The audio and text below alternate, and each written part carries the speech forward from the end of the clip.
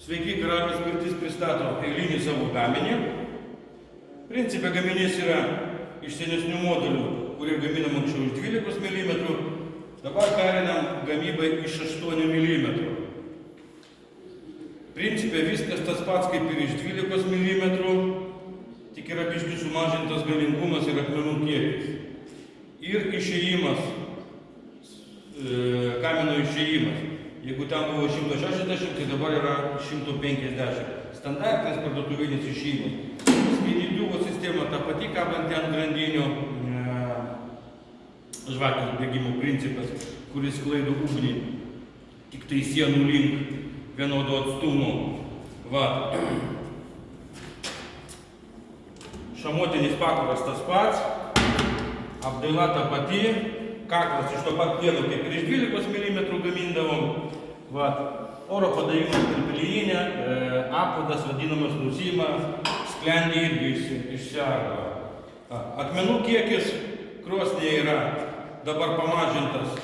Tai yra, jisai dabar sudaro 160, jeigu skubėdami kraunam, o jeigu neskubėdami, tai apie 180 kg akmenų. Dabar korpusas yra lankstytas. Nuo čia eina iš 8 mm. Parodau jums, kaip lankstyta 45 laipsnių, 8 mm valikutis yra likęs. Taip ir taip. Plius sudėtos papildomai standumo briaunos nuo spaudimo.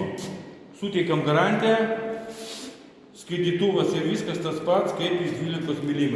Kaip kartą sakiau, yra sumažintas akmenų kiekis. Taip pat dabar papildomai dar gaminam garo patrankas, ne garo patrankas, o garo generatorius. Tai yra vidinio akmenų užpilimai. Taip kaip visose krosnėse viršutinis akmuo įkaista vidutiniškai kažkur iki 150 laipsnių, gal net būna mažiau. Tai vidiniai akmenys šalia esamo skaitytuvo išėjimo akmenys įkaista, va tokiam kažkur atstumė įkaista iki 300 laipsnių ir daugiau.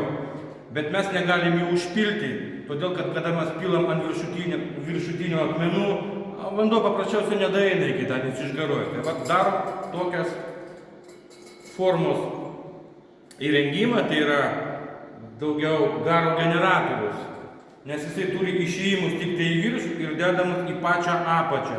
Reiškia, pilam karštą vandenį, jis nusileidžia, bet jis neišbėga, o įkaitęs pradeda garuoti pro esamas angas į tuos akmenius, kurie yra apačioj.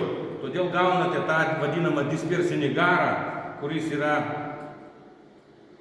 nuo akmenų įkaitusių 300 ir daugiau laipsnių. Tai va, tai tiek, dėkui.